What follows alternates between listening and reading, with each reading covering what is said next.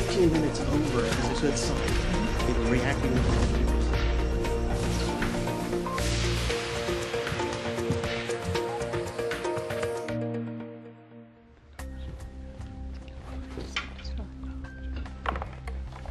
Mr. Bremer, as you know, this committee is tasked with finding the team and the city best prepared to receive funding and considerable attention for their program.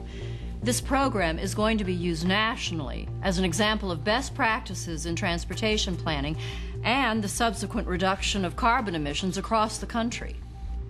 Yes, thank you. We are especially interested in the process your firm used in bringing your city's light rail project to completion. Now, I see here your staff spent less than 78% of your city's proposed budget to handle the entire project, also by your own estimate, in leveraging innovative software-based communications technologies. Your team completed the project 2 months ahead of schedule. Is this correct? Well, actually, no. So this is incorrect. The savings were larger. Contractors spent less of their proposed planning budgets as well. Savings hadn't been taken into account prior to the published report. So the savings were even larger. Yeah. Okay, let's move on, shall we? Yes, Mr. Bremer, I thought you came here today prepared to conduct a comprehensive presentation by your team. I am. And they're right here. I have 2 team members who are in the main office and a third who's telecommuting from home. Now, each would have to expend over 2,260 pounds of CO2 in ground and jet transportation fuel to be here in person for the purpose of explaining to this committee how that can be avoided. This seemed counterproductive, not to mention costly. Point taken, Mr. Bremer. What does your flying saucer do, Mr. Bremer? We have a brand new conferencing phone to dial into Audio Bridge. This device will broadcast live audio and video of these proceedings using live meeting. Thanks to this, we've saved over 50% last year in audio conferencing costs. In this meeting alone, I will save you $50 in audio conferencing costs. Where do you want us to sit, Ted? Right where you are. When you speak, this device will track to whoever's speaking and put them right up there on the screen, where you see me now. Automatically. There's no need to set up the conference bridge because Microsoft Live Meeting handles both audio and video at the same time. Well, now I'd like you to meet the team. First, we have Bill Malone. Hello. My role was transportation. I headed up the light rail project. Hello, I'm Deborah Garcia, and I handled citizen and corporate outreach for the project. Hi, everybody. I'm Don Richardson, working from home today, and I handled the technical support, planning, and development for the project. All right, Bill, you're up. The whole conventional timeline for the light rail project, planning right through construction, was cut in half because of the same technologies we're using here today. Now, this was used throughout our project with our planners, vendors, and contractors. And also, beyond live meeting, we used our ability to share our desktops through Office Communicator.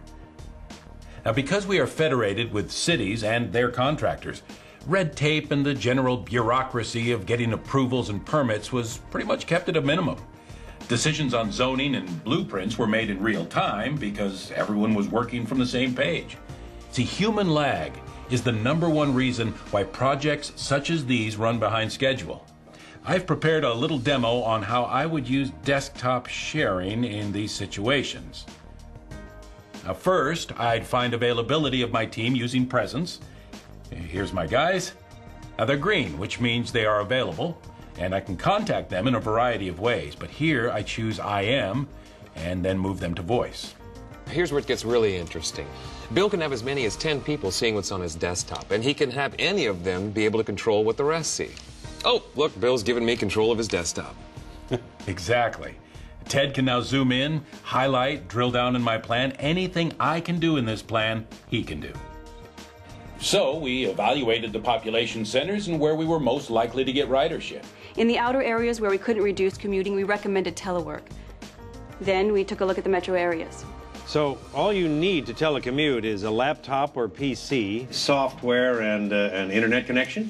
Yes, but remember, to achieve meaningful reduction of carbon emissions, telecommuting and flex work initiatives need to be deployed across both government and in as many private sectors as possible. So during our recent flood, it effectively divided our city in two. Without our ability to telecommute, the local government and most of our large private sector businesses would have shut down for over 30 days.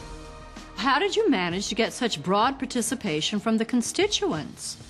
Through the citizen service platform? Exactly. We used it to gather consensus about the routes, traffic alerts during construction, and to organize rideshare programs for the private sector. We also reduced the carbon footprint in our public planning meetings. This is a question for Don on his teleworking from home. I'm very impressed with your appearance in this presentation. If I didn't know, I'd think you were sitting right there with Bill and Deborah. Just what are your impediments to doing this? None, really. None of it? The live meetings, sharing desktops, video? Microsoft's unified communication is integrated with my office's existing phone system. My laptop doubles as my phone, so I can receive and call out anywhere and use my on-site number. It's completely transparent. Telecommuting also frees up office space.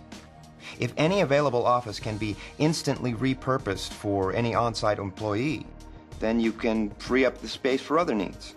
Instantly repurposed? Here, look. With programmable phones, an employee finds any phone, punches in their code, that phone becomes their phone, complete with their contact lists, everything. I want one. I want 10. Well, I have no further questions. Thank you. Call exchange. Welcome. You're connected to Microsoft Exchange. Email. First, an unread message from Oversight Committee. Question: when can you start?